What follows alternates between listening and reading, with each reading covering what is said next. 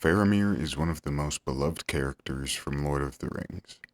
Compared to other characters, he doesn't have a lot of screen time, or I was trying to think of a way to say screen time for a book.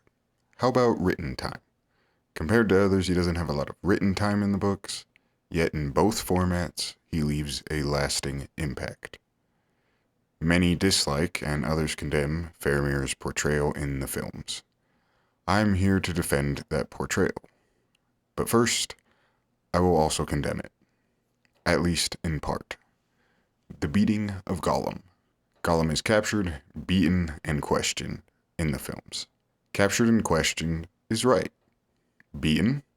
Never. In the books, Faramir states that he wouldn't even ensnare an orc with a falsehood. So I doubt he'd beat one either, which means he wouldn't beat Gollum. By extension, the moment in the extended edition of The Two Towers where Faramir chokes Gollum is also wrong. It simply wouldn't happen.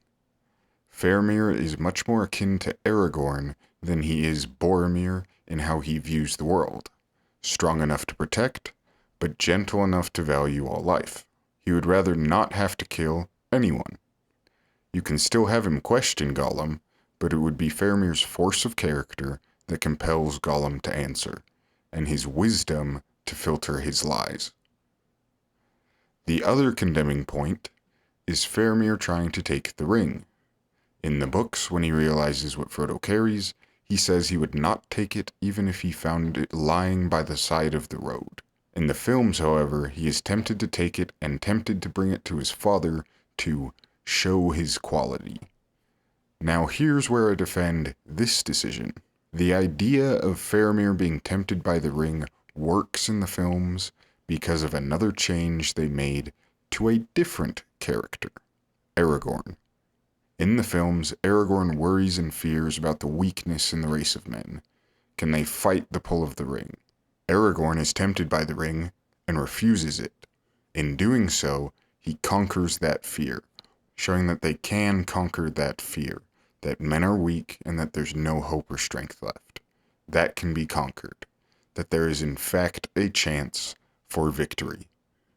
It's a great scene and a great moment, though not accurate to the books. But by adding that story beat for Aragorn, they had to change Faramir's. It wouldn't have worked to have Aragorn tempted, the hope of men, the shining beacon, and then introduce a new character the audience barely knows who isn't even fazed by it. Which, sadly, made me realize that's another reason that Tom Bombadil would not be included in the films, which makes me really sad because I love Tom Bombadil. Anyways, by having Faramir tempted and then overcome the temptation of the ring, the films reinforce what Aragorn has learned and is learning, something Boromir helped Aragorn begin to see. Yes, there is weakness, there is frailty, but there is courage also. Men are not doomed to failure and weakness. They can persevere and overcome the challenges they are presented with. Could they have done it in a better way to be more in line with Book Faramir? Yes. Is Faramir being tempted by the ring as egregious as the beating of Gollum? No. There are two more things that make movie Faramir less liked, and I have mixed feelings about both of them. The taking of the three captives to Osgiliath, and the attempt at retaking Osgiliath. The taking of the three to Osgiliath kind of works. The Nazgul finds the ring in Osgiliath, Sauron realizes Gondor has it, and throws everything he has at Gondor. So it kind of works narratively. But it is also strange based on how they have Faramir acting. He is very willing to send the ring to his father for safekeeping, and seeing Frodo nearly give it to a Nazgul would probably reinforce that idea. But he also sees that it's the ring's influence, and that Sam is there to help pull Frodo back. Faramir sees the danger of the ring firsthand, so it sort of works. But it still feels flimsy. Second, the attempt at retaking Osgiliath is very poorly done in the films. Yes, it serves to show the hopelessness of the situation, and show how disconnected Denethor is, and to get the audience to hate him. But it could have been better. If you didn't have Faramir take the hobbits to Osgiliath, you would have had more time to let things play out like in the books. Faramir and some soldiers return from an outlying outpost. Faramir reports to Denethor and Gandalf, tells them everything. This is one change I actually like in the films. I actually prefer Faramir telling Gandalf everything first by himself, then talking to Denethor, and having that emotionally charged scene just be between the two of them. Giving Faramir Gandalf's book line adds an extra emotional punch to it. When he returned, you would not have known your son. Back on track.